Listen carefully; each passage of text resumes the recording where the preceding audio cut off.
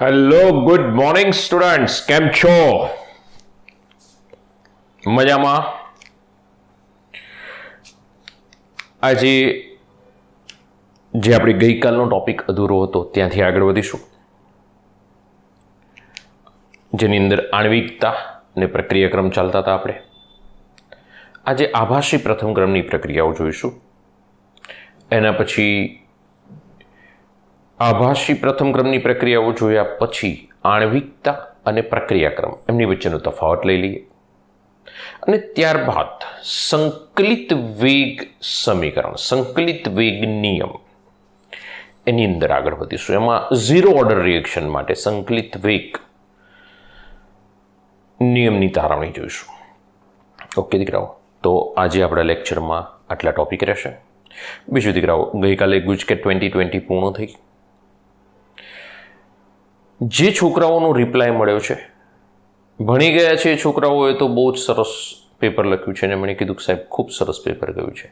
પણ જે છોકરાઓ અત્યારે હાલ 12થમાં છે, અત્યારે હાલ રનિંગ ઓનલાઈન આપણી પાસે ભણી રહ્યા છે, એ છોકરાઓના રિવ્યૂ પણ ઘણા સારા રહ્યા કે સાહેબ ઘણા બધા ક્વેશ્ચન્સ આવડ્યા. બરાબર છે. એટલે કે તમે જે પણ બી બહારના ક્વેશ્ચન્સ કરાવડાવ્યા છે એમાંથી ક્વેશ્ચન્સ હતા, તમારી નોટ્સમાંથી ક્વેશ્ચન્સ હતા. તો દીકરાઓ એક વસ્તુ એટલું ધ્યાન રાખજો કે અહીંયા આગળ જે પણ બી યુટ્યુબ પર આપણે ભણાવી રહ્યા છીએ એ કમ્પ્લીટલી તમારા ક્લાસ જ છે. અહીંયા આગળ જે પણ બી આપવામાં આવે છે એ દરેક કોમ્પિટિટિવ એક્ઝામ માટે ઇમ્પોર્ટન્ટ છે. એવું નથી કે ચોપડીમાં છાપ્યું છે એટલું આપણે ભણાવી દઈએ ને પછી આગળ નીકળી જઈએ. તો દીકરાઓ એ ખોટી વસ્તુ છે, એ વસ્તુ શક્ય જ નથી. જેમ કે આજે આભાસી પ્રથમ ક્રમ માટે ચર્ચા કરીશું, બરાબર છે, તફાવતમાં ચર્ચા કરીશું. તો આ બધી ચર્ચાઓ ટેક્સ્ટબુકમાં બહુ માઇનોરિટીમાં આપેલી છે, બહુ ઓછી આપેલી છે, બરાબર છે. ઝીરો ઓર્ડર રિએક્શનની અંદર પણ આપણે 2 લેક્ચર બનશે. એટલે કહેવાનો અર્થ શું છે કે એટલા બધા આપણે ડેપ્થમાં જતા રહીએ છીએ કે એની અંદર JEE આવે કે નીટ આવે કે ગુજકેટ આવે, તમને લોકોને કોઈ કહેતા કોઈ જ વાંધો નહીં આવે. બસ ખાલી રેગ્યુલર લેક્ચર ભરતા રહેજો અને આજે એક પ્રતિજ્ઞા લઈ લો, પોતાની જાત, પોતાના હાર્ટ પર હાથ રાખીને એક પ્રતિજ્ઞા લઈ લો કે રેગ્યુલર આન્સરના લેક્ચર્સ ભરીશ, એક પણ લેક્ચર ક્યારે પણ મિસ નહીં કરું. બસ દીકરાઓ, આ તમારી પાસે આ પોતાની જાતને જો આટલો પ્રોમિસ કરેલી હશે, પોતાની જાતે આટલી પ્રતિજ્ઞા લીધેલી હશે કે એક પણ લેક્ચર નહીં છોડું, દરેક લેક્ચરમાં જે પણ બી ભણાવવામાં આવ્યું છે એની ચોક્કસપણે વ્યવસ્થિત નોટ્સ બનાવીશ. દીકરાઓ, નોટ્સ બહુ જ ઇમ્પોર્ટન્ટ છે, બરાબર છે. તો નોટ્સ સાથે ને સાથે બનાવતા રહેજો, સાથે ને સાથે તૈયાર કરતા રહેજો, બરાબર છે. લેક્ચર જુઓ છો તરત જ એની નોટ્સ બનાવી દો, કમ્પ્લીટ થઈ જાય. ચલો નેક્સ્ટ પોર્શનમાં આગળ વધો. 1 બાય 1 એક ટોપિક પૂર્ણ કરતા જાઓ અને સરસ મજાની નોટ્સ બનાવો યાર, બહુ મજા આવશે. અને એમાં કોમ્પિટિટિવ એક્ઝામો જ્યારે લાસ્ટ મુમેન્ટ પર આવશે, બરાબર છે, તો એ સમયે તમારી પાસે જે નોટ્સ બનાવેલી હશે એ તમને બહુ હેલ્પફુલ થશે. આમાં જે બહારના IITના ક્વેશ્ચન્સ આપણે કરાવીએ છીએ, JEE ક્વેશ્ચન્સ કરાવીએ છીએ, એડવાન્સના ક્વેશ્ચન્સ કરાવીએ છીએ, નીટના ક્વેશ્ચન્સ કરાવીએ છીએ, તો એ બધા તમે જોશો એટલે આઈડિયા આવશે કે ના આવું બધું પૂછાય છે અને આ બધું સરે કરાવેલું છે. અને એવા જ ક્વેશ્ચન, એવી જ રીતના ક્વેશ્ચન્સ રિપીટ થશે ને દીકરાઓ. કારણ કે જે પણ બી પેપર કાઢ્યું છે સારા પેપર સેટરે સેટ કર્યું હશે, બરાબર છે. ગઈકાલે તમે જુઓ ને તો ઢગલાબંધ યુટ્યુબ પર વિડીયો આવી ગયા કે 2020ના પેપરનું સોલ્યુશન. એટલે દીકરાઓ, સોલ્યુશન હું કરાવી દઈશ એ ઓકે છે, ચલો તમને તમારા જવાબો મળી ગયા. પણ મેઇન વસ્તુ કેવી છે કે તમને કેટલું આવડે છે એ ઇમ્પોર્ટન્ટ છે. આજે ધારો કે મારા વિદ્યાર્થી એમ કે છે કે સાહેબ 40માંથી 20 કે 22 ક્વેશ્ચન આવડી ગયા, અરે સફિશિયન્ટ છે મારા માટે. જે રનિંગ 12 છે એવું કહી રહ્યા છે, રનિંગ 12ની વાત કરું, જેને પૂર્ણ થયું છે, જે ગુજકેટની તૈયારી કરતા હતા, જેને આખું 12મું પતી ગયું છે, છોકરાઓ તો બહુ ખુશ છે. પણ જેને 12મું રનિંગ છે, જેને હજુ આપણે 50% સિલેબસની આસપાસ પૂર્ણ થયો છે, અને એવા વિદ્યાર્થી જ્યારે એવું કહે છે કે ના સાહેબ ઘણું બધું આવડી ગયું, ત્યારે એમનો કોન્ફિડન્સ લેવલ અને સાથે સાથે અમારો કોન્ફિડન્સ લેવલ પણ દીકરાઓ એટલું જ વધે છે, બરાબર છે. તો આગળ વધજો, મારી સાથે ને સાથે રહેજો. જે ડિરેક્શનમાં મહેનત કરાવવામાં આવે છે મહેનત કરશો. સંપૂર્ણ નોલેજ આપવામાં આવે છે. લેક્ચર્સને મેક્સિમમ શેર કરો દીકરાઓ, સબસ્ક્રાઇબ કરાવડાવો. 1000+ જો આપણે પહોંચી ગયા તો ઓનલાઈન લેક્ચર્સ, લાઈવ લેક્ચરમાં આપણને કોઈ જ વાંધો નહીં આવે.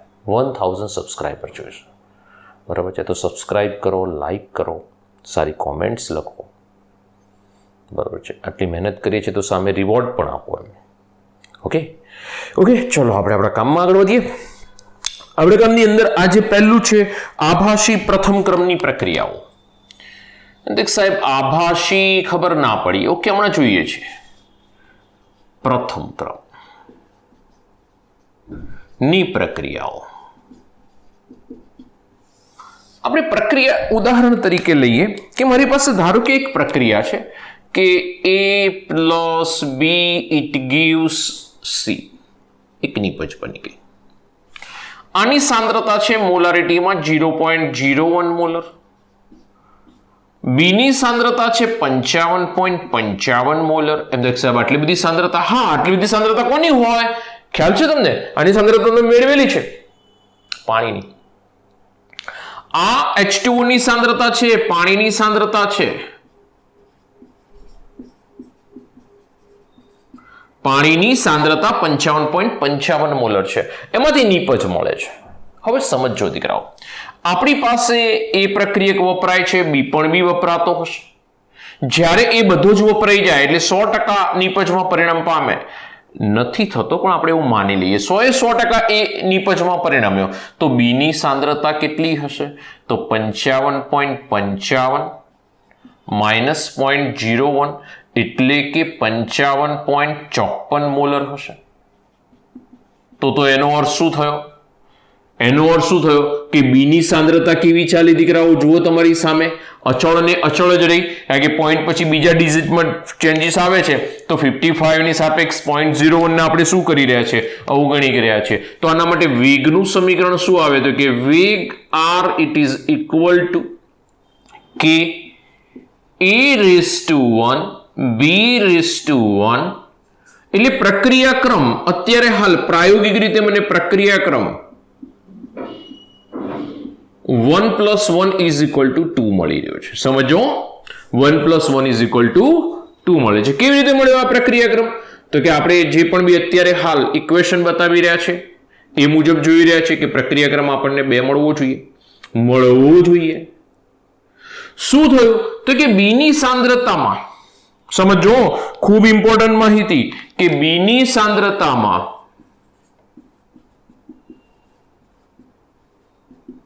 ખૂબ જ ઓછો ફેરફાર થાય. તેથી બીની સાંદ્રતાને અચળ ગણવામાં આવે છે.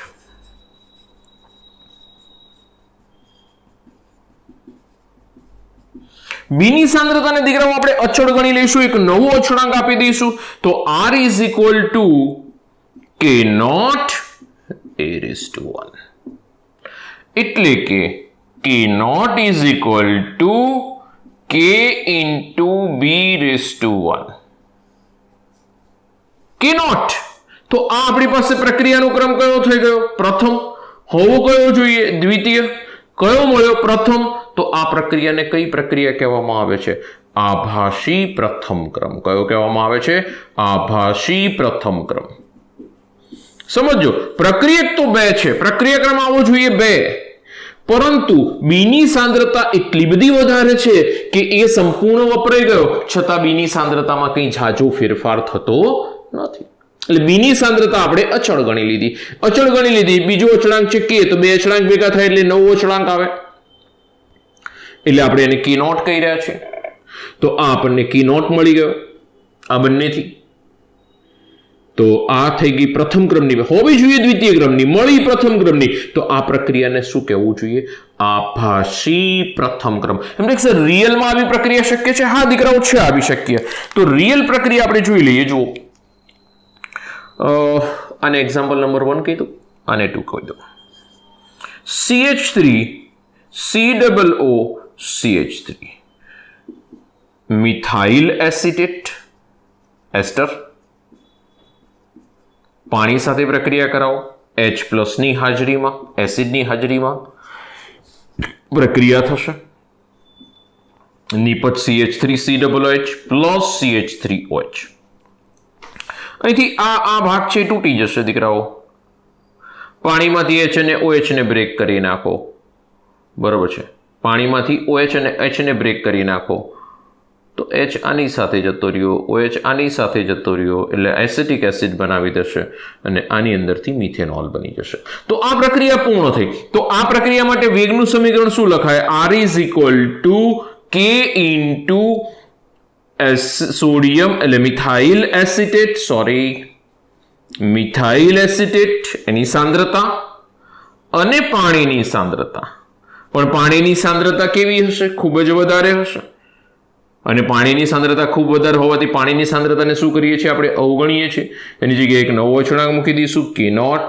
તો CH3COOCH3 = 1. તો આ પ્રક્રિયા થઈ ગઈ અત્યારે હાલ પ્રથમ ક્રમ, કે જે આભાસી પ્રથમ ક્રમ થઈ ગયો. કયો ક્રમ થઈ ગયો?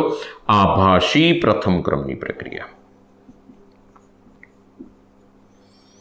દીકરાઓ આવીને આવી સુક્રોઝમાંથી ગ્લુકોઝ ફ્રુક્ટોઝ બનાવવાની પ્રક્રિયા છે, એ પણ બી લઈ શકાશે, બરોબર છે. તો આ આભાસી પ્રથમ ક્રમની પ્રક્રિયાઓ માટે આપણે ચર્ચા કરી કે આભાસી પ્રથમ ક્રમ એકચ્યુઅલમાં છે પ્રક્રિયાનો ક્રમ દ્વિતીય, મળ્યો પ્રથમ, એટલે આ પ્રક્રિયાને આભાસી પ્રથમ ક્રમ કહેવામાં આવશે. સ્યુડો ઓર્ડર રિએક્શન, બરાબર છે, અંગ્રેજીમાં કહીએ તો એ આભાસી પ્રથમ ક્રમ. તો એ એક આભાસ ઉત્પન્ન કરે છે કે આવું હશે, પણ હકીકતમાં આભાસ ઉત્પન્ન કરે કે દ્વિતીય ક્રમ હશે પણ મળી પ્રથમ ક્રમ. આભાસ ઉત્પન્ન કરે દ્વિતીય ક્રમ હશે, મળી પ્રથમ ક્રમ. તો દીકરાઓ આ એક ધ્યાનમાં રાખીશું. કેમ ના થયું? કેમ આ દ્વિતીય ક્રમની ના થઈ? કારણ કે પ્રક્રિયકની સાંદ્રતા એટલી બધી વધારે છે કે જે બીજો પ્રક્રિયક સંપૂર્ણ વપરાઈ જાય છતાં બી એની સાંદ્રતામાં ખાસ ફેરફાર થતો નથી. અને સાંદ્રતામાં ફેરફાર નથી થતો એટલે આપણે એને અચળ ગણી લીધો, એટલે કે આ પ્રક્રિયા આભાસી પ્રથમ ક્રમ થઈ ગઈ. તો ફટાફટ એક સ્ક્રીનશોટ લઈ લો, બરોબર છે. તો આ આભાસી પ્રથમ ક્રમની પ્રક્રિયાઓ એક સ્ક્રીનશોટ લઈ લો. નેક્સ્ટ મુદ્દામાં આગળ વધીએ છીએ. ચલો જલ્દી ફટાફટ દીકરાઓ થોડુંક આણ્વિકતા વિશે જોઈ લઈએ અને પછી આણ્વિકતા અને પ્રક્રિયા ક્રમ વચ્ચે તફાવત લઈ લઈએ.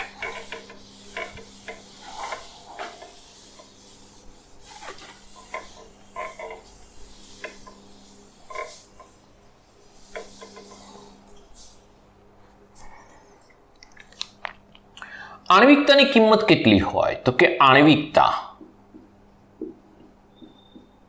it is less than or equal to 3. આણ્વિકતાની કિંમત મહત્તમ 3 હોય, 3 થી વધારે આણ્વિકતા ન હોય. કેમ ન હોય? કારણ કે 3 કરતા જો વધારે આણ્વિકતા હોય તો એવી પ્રક્રિયાઓ ધીમી હશે અને આ પ્રક્રિયાઓ ધ્યાન રાખજો, અગત્યનો મુદ્દો, કે પ્રારંભિક પ્રક્રિયાઓ નહીં હોય, જટિલ પ્રક્રિયાઓ હશે. ગઈકાલે ચર્ચા કરી હતી લાસ્ટ લેક્ચરમાં. આ પ્રક્રિયાઓ જટિલ હશે અને જટિલ પ્રક્રિયાઓ માટે આપણે આણ્વિકતા લાગુ પાડતા નથી. સમજો, આણ્વિકતાની કિંમત 3 કરતા ઓછી અથવા તો 3 હોઈ શકે, એના કરતા વધારે ન હોઈ શકે. એમ તો સર 4 પ્રક્રિયકો પ્રક્રિયા કરે તો ચલો એક ઉદાહરણ સમજીએ, મજા આવશે. ચલો જોજો. આણ્વિકતા આપણે એમ કહીએ કે 4 પ્રક્રિયકો કોઈ પ્રક્રિયા કરે છે, A + 3B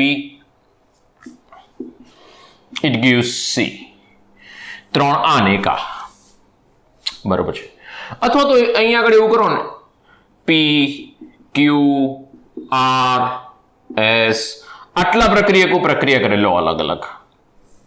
તો આની અંદર P એવું વિચારે છે, સમજો, P પ્રક્રિયક એવું વિચારે છે, Q પ્રક્રિયક એવું વિચારે છે, R પ્રક્રિયક એવું વિચારે છે અને S પ્રક્રિયક એવું વિચારે છે. શું વિચારે છે એ જોવાનું છે.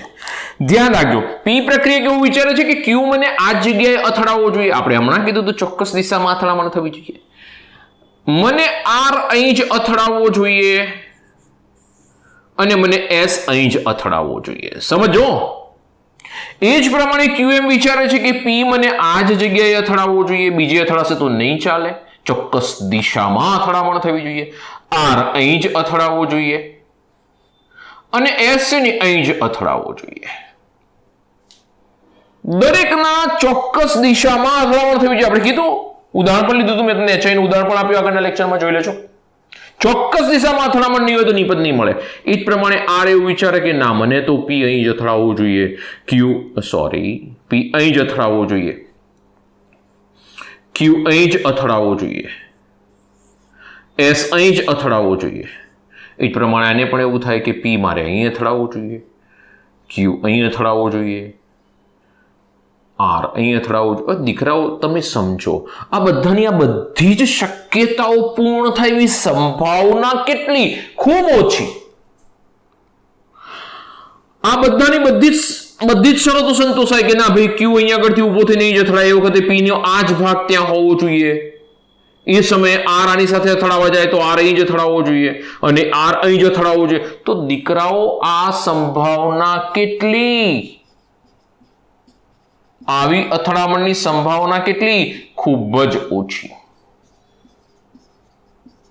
બહુ જ માઇનોર. એટલે આ પ્રક્રિયાઓ પછી છે ને જટિલ પ્રક્રિયાઓમાં જતી રહેશે. બરોબર છે. પછી આના માટે આણ્વિકતા આપણે નક્કી કરતા નથી.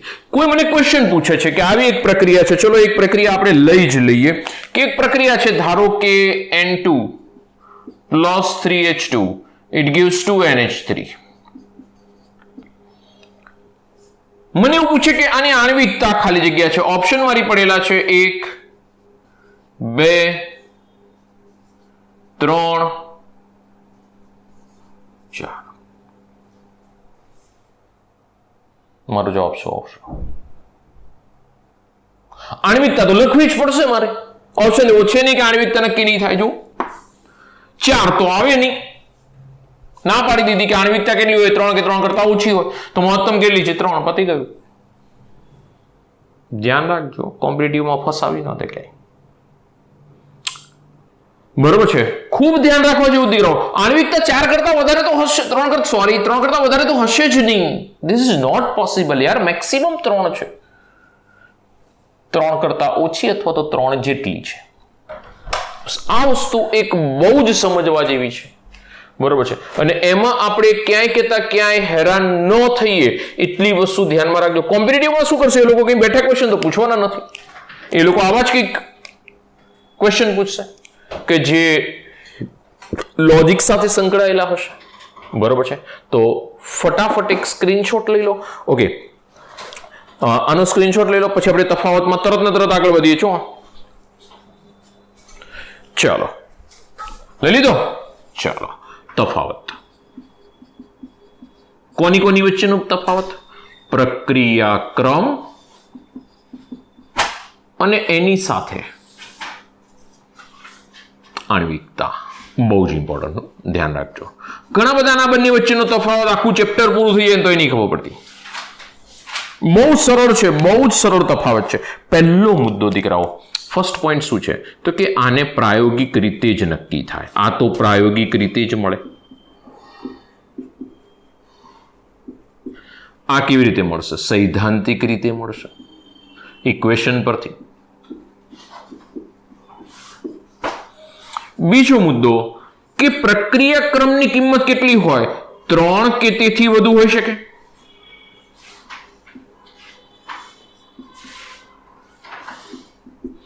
આની કિંમત કેટલી હોય? તો કે આણ્વિકતા એ 3 થી વધુ ન હોઈ શકે.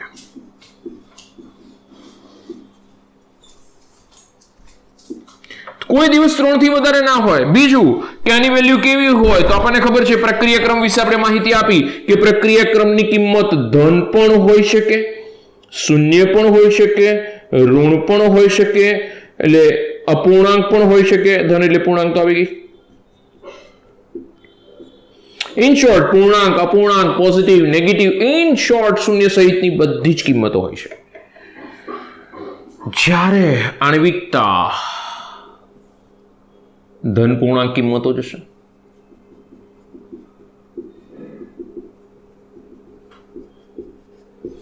કોઈ દિવસ આગળનો જે આ જે આપણી પાસે તત્વયોગમિતીય ગુણક છે, કોઈ દિવસ ઋણ હોય? ન હોય ને દીકરાઓ. શૂન્ય હોય? ન હોય. અપૂર્ણાંક હોય? ન હોય. 3.2 લેવાય અહીંયા આગળ 3.2 H2 નોટ પોસિબલ, શક્ય નથી દીકરાઓ. 3.3 મોલ H2 લઈ શકાય? નથી શક્ય. બરોબર છે. તો આ પ્રાયોગિક રીતે જ મળી શકશે, આ સૈદ્ધાંતિક રીતે મળશે. આની કિંમત 3 કે તેથી વધુ હોઈ શકે, પેલાની કિંમત 3 થી વધુ શક્ય જ નથી. આની વેલ્યુઝ છે પોઝિટિવ, 0, નેગેટિવ, અપૂર્ણાંક, કોઈ પણ બી હોઈ શકે. જ્યારે એની કિંમતો આપણને કેવી મળે છે? આણ્વિકતાની કિંમતો ધન પૂર્ણાંક કિંમતો જ મળશે. બરોબર છે. તો આ આપણી પાસે મુખ્ય તફાવતના મુદ્દા થયા. આપણી પાસે મેન એની સાથે જે તફાવત પડી રહ્યો છે કે પ્રક્રિયાક્રમ ને આણ્વિકતા વચ્ચેના તફાવતના મુદ્દાઓ શું છે, તો આપણે આ વસ્તુ લખી શકીએ છીએ. બરાબર છે. આ વસ્તુ દર્શાવી શકીએ છીએ દીકરાઓ, આ વસ્તુ દર્શાવી શકીશું. બીજું એવું પણ લઈ શકાય, જો ચોથો મુદ્દો લખી શકાય. શું છે ચોથો મુદ્દો? તો કે આવું લખી શકાય ને કે આ પ્રારંભિક અને જટિલ પ્રક્રિયાઓ માટે હોય, બંને માટે હશે. જ્યારે આ માત્ર ને માત્ર પ્રારંભિક એટલે એક તબક્કામાં થતી પ્રક્રિયાઓ માટે જ હશે. જટિલ પ્રક્રિયાઓ આ આણ્વિકતા ન આપી શકે, આપણે ના પાડી દીધી, હમણાં બી ના પાડી, ઉપર બી ના પાડી. જો પ્રક્રિયાઓ જટિલ થઈ જશે. જટિલ પ્રક્રિયાઓ માટે આણ્વિકતા શક્ય નથી. પ્રાથમિક પ્રક્રિયાઓ માટે જ શક્ય છે. પ્રારંભિક પ્રક્રિયાઓ કહીએ છીએ આપણે એને. પ્રારંભિક પ્રક્રિયાઓ એટલે એક તબક્કાની પ્રક્રિયાઓ.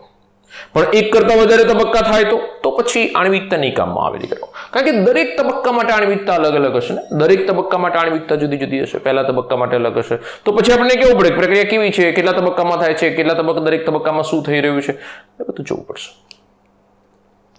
બરોબર છે. તો ફટાફટ આ તફાવતનો મુદ્દા છે. આપણી પાસે ટોપિક આવી ગયો આણ્વિકતાને અનુલક્ષીને. ફટાફટ એક સ્ક્રીનશોટ લઈ લો. નવો ટોપિક સ્ટાર્ટ કરવો છે. ચલો ઝડપથી.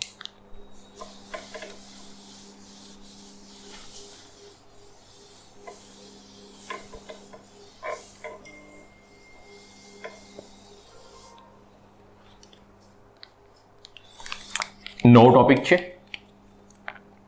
સંકલિત વેગ નિયમ. હવે એમ થાય કે સાહેબ આગળ વેગ નિયમ હતો તો સંકલિત લાવવાની ક્યાં જરૂર હતી? અમારે તો એ વેગ નિયમથી ચાલતું હતું. પણ દીકરાઓ એ વેગ નિયમ છે ને એ નક્કી કરવામાં કેટલીક મુશ્કેલીઓ હતી. કેવી મુશ્કેલીઓ હતી જુઓ. સાંદ્રતા વિરુદ્ધ સમયનો જો આલેખ દોરીએ ને, આપણે આગળ દોરીને આવ્યા હતા પ્રક્રિયક માટે ને નિપજ માટે, તો આપણે એક આવો આલેખ દોર્યો તો યાદ કરો નિપજ માટે, આવો બીજો આલેખ દોર્યો તો પ્રક્રિયક માટે, જે ઓપોઝિટ હશે આમ હશે. હવે આપણને એમ કહેતા હતા કે એ વખતે કે ભાઈ ટી સમયે ત્વરિત વેગ શોધો, તો આપણે તરત કહેતા હતા કે ભાઈ આગળ એક સ્પર્શક દોરી દો, આ જે સ્પર્શક દોર્યો એનો સમય ટી લઈ લો. બરોબર છે. આ ડિસ્ટન્સ છે ને ડીટી લઈ લો. સોરી. એનો એક ઢાળ દોરી દો, ઢાળ છે ને ડીટી લઈ લો. તો દીકરાઓ આ બધી ચર્ચા આપણે કરતા હતા, પણ અલગ અલગ સમય માટે દરેક સમયે આવો ઢાળ દોરી અને વેગ નિયમ લખવો મુશ્કેલ છે. ધ્યાન રાખજો, વેગ નિયમ લખવામાં મુશ્કેલી પડે. અને આ મુશ્કેલી દૂર કરવા માટે વેગ નિયમને સંકલિત કરવામાં આવે છે. એનું સંકલન કરવામાં આવે, એને સંકલિત કરવામાં આવે. જો એને સંકલિત કરીએ છીએ તો જુદા જુદા સમય માટે આપણને સાંદ્રતા પ્રાયોગિક રીતે જે મળે છે એ બહુ જ સરળતાથી આપણે દર્શાવી શકીશું. અને સાંદ્રતા અને કે એટલે કે વેગ અચળાંક બંને આપણે સરળતાથી નક્કી કરી શકીશું. આમાં થોડું દીકરાઓ દરેક સમય કોઈ એમ કે છે કે આ બિંદુએ શું હશે ત્વરિત વેગ, તો આપણે અહીંયા આગળથી પાછો ચાર્ટ દોરો, અહીંયા આગળથી પાછો આલેખ દોરો. એનો આલેખ દોર્યા પછી એનો ઢાળ નક્કી કરો. અને બધી ચર્ચામાં કેટલી બધી ચર્ચા કરવી પડે. અને સંકલિત વેગ સમીકરણમાં બહુ ઇઝીલી થઈ જશે. જોઈએ છે આપણે કેવું છે. તો આપણે સૌથી પહેલા સંકલિત વેગ સમીકરણ લઈએ છીએ શૂન્ય ક્રમની પ્રક્રિયાઓ માટે, બરોબર છે? તો શૂન્ય ક્રમની પ્રક્રિયાઓ માટે સંકલિત વેગ સમીકરણ, શૂન્ય ક્રમ. શૂન્ય ક્રમની પ્રક્રિયા એટલે શું? પહેલા તો કે જેની અંદર વેગ નિયમમાં પ્રક્રિયકોની सांद्रता નો ઘાતાંક શૂન્ય હોય. કેવો હોય? શૂન્ય હોય. તો એને શૂન્ય ક્રમની પ્રક્રિયાઓ કહેવાશે. ધારો કે આપણે એક પ્રક્રિયા લઈ લઈએ કે એક પ્રક્રિયા થઈ રહી છે R gives P,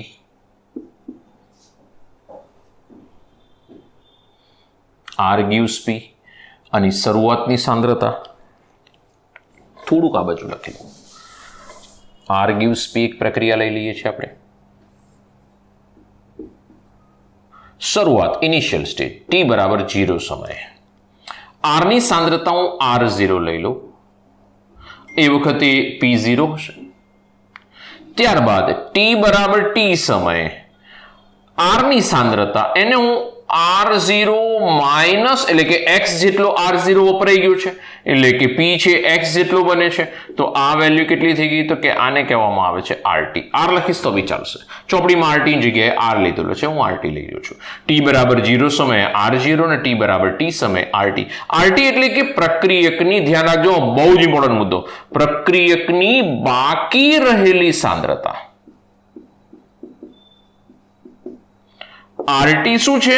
પ્રક્રિયકની બાકી રહેલી સાંદ્રતા. પ્રક્રિયકની કેટલી સાંદ્રતા બાકી રહેશે ને RT કહેવાશે. પ્રક્રિયકની બાકી રહેલી સાંદ્રતા જેને RT કહેવામાં આવે છે. ચલો હવે આપણે વેગ નિયમ લખીએ. તો વેગ નિયમ, વેગ બરાબર R શું લખાશે? તો કે K ઇન્ટુ પ્રક્રિયકની સાંદ્રતા 0 ઘાત. એ જ પ્રમાણે આ એક પહેલું સ્વરૂપ, સમીકરણ નંબર 1. પછી બીજું સ્વરૂપ આવું બી લખાય ને, વેગ બરાબર R is equal to minus dr upon dt. યાદ કરો આગળ આપણે આવું પણ લખતા હતા, ત્વરિત વેગ સમીકરણ. પ્રક્રિયક છે એટલે આગળ માઇનસ આવશે. તો બંને વેગ નિયમ છે, બંને વેગ સમીકરણ છે. આ બી વેગ માટે બતાવે છે, આ બી રાસાયણિક પ્રક્રિયાના વેગ માટે બતાવે છે. તો હવે આપણે શું કરી દઈએ? બંનેને સરખાવી દઈએ. 1 અને 2 બંનેને સરખાવીએ તો minus dr upon dt is equal to kr raise to 0. તમને મને બંનેને ખબર છે કે r રેઝ ટુ 0 એટલે મારે શું લઈ લેવું પડશે? 1. ઘાતાંક શૂન્ય થયો એટલે શૂન્ય ક્રમની પ્રક્રિયા થઈ ગઈ. પ્રક્રિયકોની સાંદ્રતાનો ઘાતાંક શૂન્ય. 1 હોત તો પ્રથમ ક્રમ, 2 હોત તો દ્વિતીય ક્રમ, શૂન્ય છે તો શૂન્ય ક્રમ. તો દીકરાઓ આ r રેઝ ટુ 0 એટલે કે 1 થઈ જશે. તો મારા માટે અહીંયા આગળ શું થઈ ગયું? Minus dr upon dt is equal two k. તો minus dr is equal two k into dt. Minus નિશાની પેલી બાજુ લઈ લો તો dr is equal to minus k dt.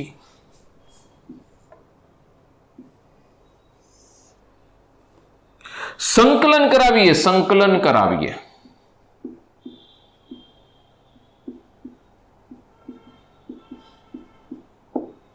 સંકલન કરાવતા શું ધ્યાન રાખીશું કે જ્યારે t બરાબર 0 સમય હતો ત્યારે r ની સાંદ્રતા R0 હતી. જોઈ લો R. t ની સાંદ્રતા t હતી ત્યારે r ની સાંદ્રતા RT હતી. જોઈ લો તમારી સામે R. તો આ અનુસંધાનમાં હવે હું એની લિમિટેશન બાંધી દઉં છું કે t બરાબર 0 સમયથી જ્યારે t બરાબર t થાય ત્યારે સાંદ્રતા r બરાબર R0 થી r ની સાંદ્રતા RT જેટલી થશે. મેં એક લિમિટ બાંધી દીધી. ચલો હવે હું એનું સંકલન કરાવવા જાઉં. દીકરાઓ સંકલન કરાવવા જઈએ છીએ તો સમીકરણ dr માઇનસ k dt. બાયોલોજીના છોકરાઓ ધ્યાન રાખજો, સંકલનની નિશાની મૂકીશું સૌથી પહેલા, પછી એની લિમિટ બાંધીશું. ચલો t ની લિમિટ શું છે? 0 થી t, 0 થી t આવું બી લખી શકાય, અથવા ઘણી બધી વખત આવું પણ લખે છે, કોઈ બી લખે, અર્થઘટન સરખું થશે, t બરાબર 0 થી t બરાબર t, આવું બી લખી શકાશે, બરોબર છે, ગમે તે લખો, 0 થી t લખો તો આપણે વાંધો નથી, 0 થી t. ઓકે, r ની લિમિટેશન શું છે તો કે શરૂઆતમાં જ્યારે 0 સમય હતો ત્યારે r 0 જેટલી હતી, જ્યારે એ t જેટલો થયો ત્યારે એની સાંદ્રતા rt જેટલી થઈ ગઈ. 0 સમયે r0 જેટલી હતી, t સમયે rt જેટલી થઈ ગઈ. હવે હું સંકલનની નિશાનીને કાઢું છું. કે અચળાંક હતો એટલે કે બહાર નીકળી ગયો. જો કે અચળાંક છે એટલે વેગ અચળાંક એ બહાર નીકળી જશે, બરોબર છે.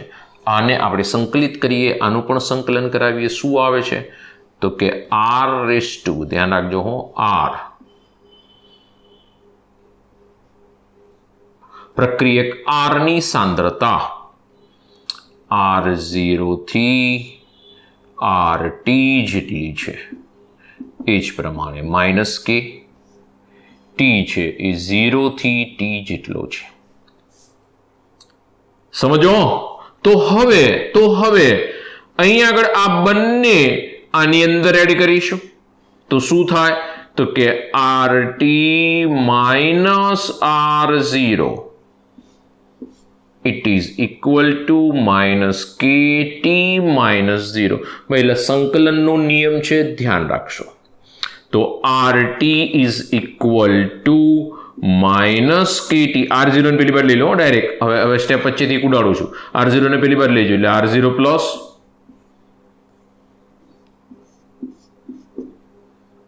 Minus kt, rt is equal to r0 minus kt.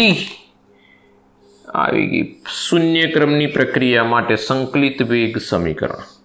શૂન્ય ક્રમની પ્રક્રિયા માટે સંકલિત વેગ સમીકરણ. rt શું દર્શાવે? t સમયે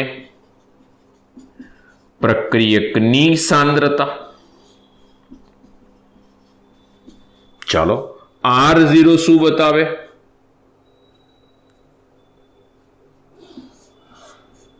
r0 શું બતાવે છે? t બરાબર 0 સમયે પ્રક્રિયકની સાંદ્રતા. આ t બરાબર t સમયે. એના પછી k શું બતાવે છે તો k વેગ અચળાંક છે.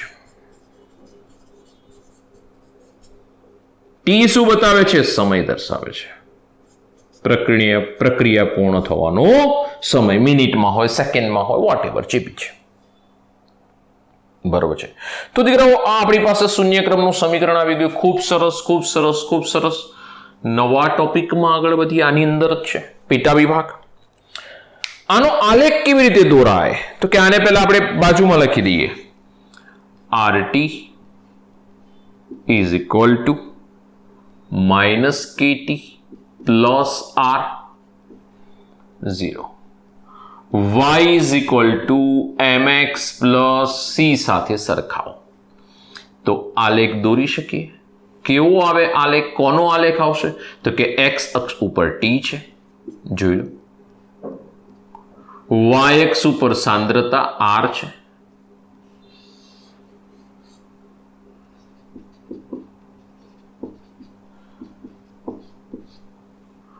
એના પછી અહીં તમે જુઓ આલેખ છે ને એ ઢાળ માઇનસ બતાવે છે. જો ઢાળ પ્લસ હોત ને તો આલેખ આમ જાત, પણ ઢાળ માઇનસ છે એટલે કે ઘટી રહ્યો છે, સમય જતા પ્રક્રિયકની સાંદ્રતા ઘટી રહી છે, તો આલેખ આ પ્રમાણે આવશે. અને જ્યાં છેદે છે, જે છેદી રહ્યો છે એ બિંદુને શું કહેવામાં આવશે તો કે એને r0 કહેવાશે. ઓકે, આનો ઢાળ શું મળે? આનો ઢાળ tan θ બરાબર minus k theta. tan θ is equal to minus k. તો દીકરાઓ, આ આપણી પાસે સંકલિત વેગ સમીકરણ આવી ગયું અને એનો ઢાળ આવી ગયો, બરોબર છે. તો ફટાફટ એક સ્ક્રીનશોટ લઈ લો, પછી આગળ વધીએ.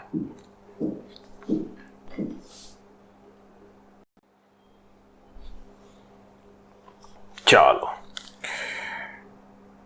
આ સમીકરણ આપણી પાસે આવી ગયું. હવે આલેખ દોરવા માટે જઈએ તો આ સમીકરણ પરથી આલેખ દોરીએ તો RT is equal two R0 minus KT ને આગળ લઈ લીધા. y શું બતાવે છે? પ્રક્રિયકની સાંદ્રતા બતાવશે t સમય માટે. t સમય આવી ગયો આપણી પાસે. k માઇનસ છે એટલે કે આલેખ છે નીચેની તરફ. જો k પ્લસ હોત તો મારા આલેખ આવો આવે. માઇનસ છે ઘટી રહ્યો છે. c આંતરછેદ છે શરૂઆતની સાંદ્રતા R0. તો દીકરાઓ ઢાળ રેડી થઈ ગયો આપણી પાસે. તો આપણે ઢાળ પૂછવામાં આવે છે તો માઇનસ k હશે. આલેખ દોરવામાં આવે છે તો થોડું ધ્યાનમાં રાખજો આલેખ કેવી રીતે દોરાય છે. બરોબર છે. થોડુંક અર્ધ પ્રક્રિયા સમય માટે આગળ વધી કે શૂન્ય ક્રમની પ્રક્રિયા. ચલો આનો સ્ક્રીનશોટ લઈ લીધો છે. આગળ વધુ. ઓકે, મારી પાસે સમીકરણ રેડી થઈ ગયું કે RT બરાબર R0 માઇનસ KT. હવે શૂન્ય ક્રમની પ્રક્રિયા માટે આગળ વધુ કે એની અંદર આપણે અર્ધ પ્રક્રિયા સમયમાં આગળ વધીએ છીએ. અર્ધ પ્રક્રિયા સમય એટલે શું? તો કે પ્રક્રિયા પૂર્ણ થવા માટે લાગતો 100% સમય એને ટી કીધો, પણ અડધો સમય લાગે તો પ્રક્રિયા જો અડધી પૂર્ણ થાય, પ્રક્રિયા અર્ધ પ્રક્રિયા સમય T1/2 કહેવામાં આવે છે અથવા T.5 પણ કહેવામાં આવશે. અર્ધ પ્રક્રિયા સમય કોને કહેવામાં આવશે? તો કે પ્રક્રિયા અડધી પૂર્ણ થાય t બરાબર 0 સમયે જો r ની સાંદ્રતા R0 હોય તો t બરાબર 50% સમય, પ્રક્રિયા પૂર્ણ થવા માટે 50% સમય, જેને T1/2 કહેવામાં આવે. શું કહેવાય? 1/2. આવું બી લખી શકાશે T1/2. 50% પ્રક્રિયા પૂર્ણ થવાનો સમય. તો અહીં આગળ R બરાબર સાંદ્રતા પણ 50% થઈ જશે દીકરાઓ, R0/2. જો t બરાબર 0 છે, 50% પ્રક્રિયા પૂર્ણ થાય તો એની સાંદ્રતા પણ R0 હતી તો કેટલી થઈ જશે? R0/2. t બરાબર 1/2. તો દીકરાઓ આ બધી આપણે વેલ્યુ આપણા ઇક્વેશનમાં પુટઅપ કરીએ. ચલો, તો RT is equal two R0 minus KT. તો RT બરાબર કેટલા છે? તો કે RT બરાબર R0/2 થશે. R0/2 સમજો, R0 માઇનસ KT.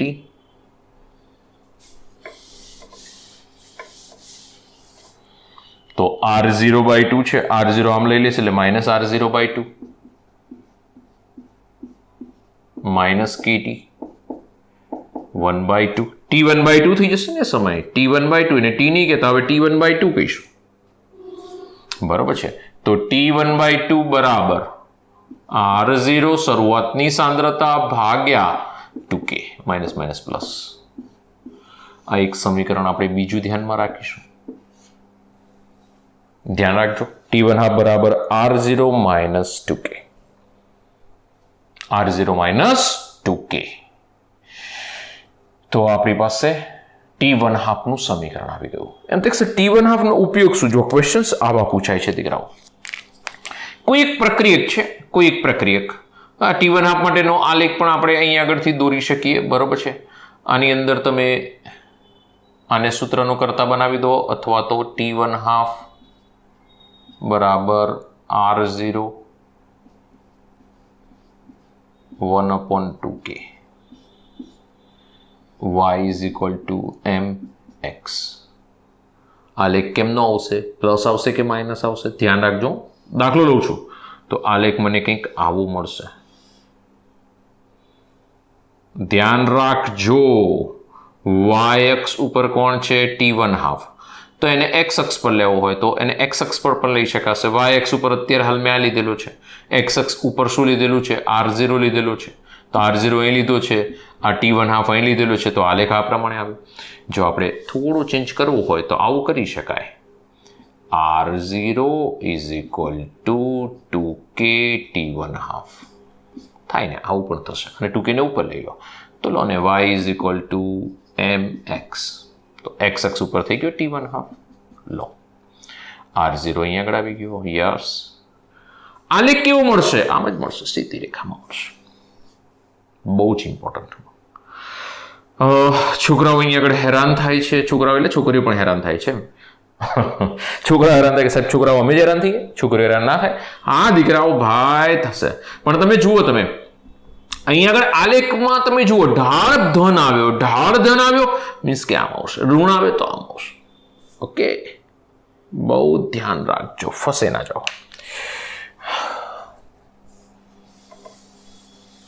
કરી શકશો આટલું જાતે, આમાં કંઈ મોટું નથી. ચાલો આગળ વધીએ કે આપણી પાસે ધારો કે કોઈ એક પ્રક્રિયા છે, એની અંદર એક્ઝામ્પલ, પ્રક્રિયકની સાંદ્રતા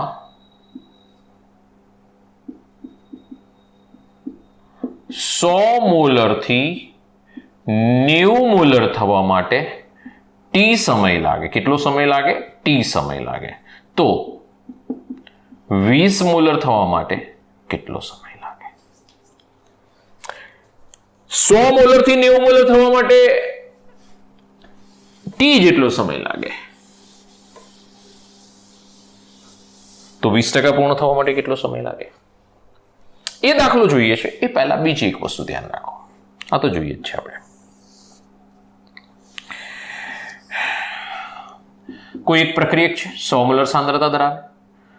હવે એ 50 મોલર તરફ આગળ વધે એટલે 50% પ્રક્રિયા પૂર્ણ થઈ, એટલે 50% પ્રક્રિયક બાકી રહ્યો, અને એ 0 મોલર સાંદ્રતા તરફ ગયો એટલે કે 100% પ્રક્રિયા પૂર્ણ. પ્રક્રિયક વપરાઈ ગયો. સમજો,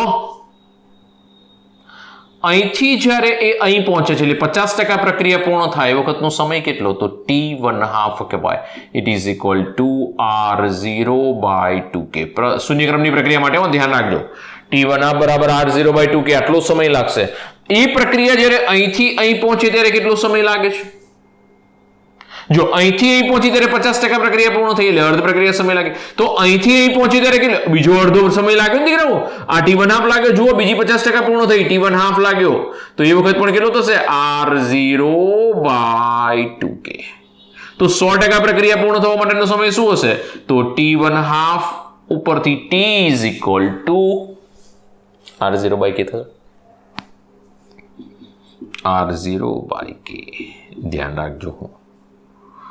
100% પ્રક્રિયા પૂર્ણ થવા માટે, 100% પ્રક્રિયા પૂર્ણ થવા માટે t બરાબર r0/k, અર્ધ પ્રક્રિયા સમય છે r0/2k, r0/2k પ્લસ r0/2k, એટલે બેનો સરવાળો કરીશ, r0/k સામાન્ય નીકળી જશે, 1/2 plus 1/2, it is equal two 1/4 ન કરતા. ઘણા બધાની વિડીયો હોય કે 1/2, 1/2, 1/4. અરે દીકરાઓ સરવાળો છે 0.5 plus 0.5, it is equal two 1. તો એ થઈ જશે t બરાબર r0/k. તો એ થોડું ધ્યાનમાં રાખજો, આ બહુ જ ઇમ્પોર્ટન્ટ છે. 10 મોલરથી 90 મોલર થવા માટે ટી સમય લાગે. જો લખીએ આપણે, સોરી, 100 મોલરથી 90 મોલર થવા માટે કેટલો સમય લાગે છે?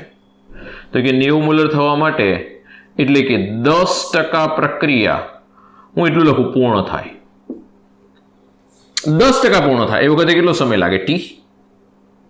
તો મારે એવું શોધવું છે કે 20 મોલર સાંદ્રતા થાય એટલે કે પ્રક્રિયા 80% પૂર્ણ થાય ત્યારે કેટલો સમય લાગશે? તો એના માટે મારે દરેક સ્ટેપ વિચારવા પડે કે 90 મોલરથી 80 મોલર જાય એટલે બીજા ટી સમય, 80 મોલરથી 70 મોલરે જાય એટલે બીજો ટી સમય, 70 મોલરથી 60 મોલરે જાય એટલે ત્રીજો ટી સમય, 60 થી 50 જાય એટલે ચોથો ટી સમય, 50 થી 40 જાય એટલે પાછો ટી સમય, 40 થી 30 જાય એટલે પાછો ટી સમય, અને 30 થી 20 જાય એટલે પાછો ટી સમય. કેટલો સમય લાગ્યો? અહીંથી જુઓ, T T T T T T, દરેક 10%નો ઘટાડો થાય છે. દરેક સમયે 10%નો ઘટાડો થાય ત્યારે ત્યારે ત્યારે 80 સમય લાગે. 1 2 3 4 5 6 7 8 80 જેટલો સમય લાગશે. 100 મોલરથી 20 મોલર થવા માટે 80 જેટલો સમય લાગે. કોઈ આપણને બીજો ક્વેશ્ચન એવું પૂછે કે 85 મોલર થવા માટેનો સમય કેટલો? 85 મોલર લો વચ્ચેનું પૂછી લે. 85 મોલર થવા માટેનો સમય શું? 85 મોલર થવાનો સમય શું થાય? 90 થી 85 T1 હાફ. ધ્યાન રાખજો. 10% પૂર્ણ થાય તો T, તો 5% પૂર્ણ થાય તો એનાથી અડધો સમય લાગશે T1 હાફ. 60 મોલર થવા માટે બી પૂછી શકાય, એટલે 40% પ્રક્રિયા પૂર્ણ થશે તો કેટલો આવશે? અહીંથી ડાયરેક્ટ આ લેવો હોય તો 40. ધ્યાન રાખજો દીકરાઓ. તો આ રીતના ક્વેશ્ચન્સ આવી શકશે. બરોબર છે, આવડવા જોઈએ આપણને અને આવડશે જ. અને ટી લાઈફ ટાઈમ કહેવાય. હું લાઈફ ટાઈમ LF 100% પૂર્ણ. લાઈફ ટાઈમ આખી પ્રક્રિયા પૂર્ણ થઈ ગઈ, લાઈફ એની પતી ગઈ. પ્રક્રિયા પૂર્ણ થવા માટે સમય તો લાઈફ ટાઈમનો સમય R0 R0/K. ધ્યાન રાખજો દીકરાઓ. શૂન્યક્રમની પ્રક્રિયા, આ સાથે એના બધા જ મુદ્દા, પ્રક્રિયાના મેથેમેટિકલ સ્ટેપ પત્યા. હજુ ક્વેશ્ચન્સ પૂછાય છે, કેવી રીતે પૂછાય છે બાકી રહ્યા, જેના માટે આપણે નેક્સ્ટ લેક્ચર બનાવવો જ પડશે. કારણ કે આ બધા તો આપણે ખાલી અત્યારે હાલ થોડી મસ્તી કરી, હજુ ક્વેશ્ચન્સ તો બાકી છે. અભી તો બાકી હૈ મેરી જાન, અભી તો બાકી હૈ. શૂન્યક્રમની પ્રક્રિયાઓ, પ્રથમ ક્રમની પ્રક્રિયાઓ ઉપરથી કોમ્પિટિટિવ એક્ઝામમાં સારા એવા ક્વેશ્ચન્સ આવે છે, ત્યાં આપણે હેરાન ન થવા જોઈએ. તો દીકરાઓ નેક્સ્ટ મુદ્દામાં આગળ વધીએ પહેલાં ફટાફટ આનો સ્ક્રીનશોટ લઈ લઈશું. બીજું આજે આટલે સુધી રાખીશું. Thank you. હવે નાઇસ ડે. ખૂબ દિવસ સરસ રહે તમારો. સાથે ને સાથે તૈયાર કરજો, બિલકુલ આળસ ન કરતા. આજનો ટોપિક આજે જ પૂર્ણ કરો. વાંચતા રહો, વાંચતા રહો, વાંચતા રહો. મહેનત કરતા રહો, નોટ્સ બનાવતા રહો. બરોબર છે. તો દીકરાઓ ફટાફટ એક સ્ક્રીનશોટ લઈ લો અને આજે એટલે સુધી. Have a nice day. Okay, thank you.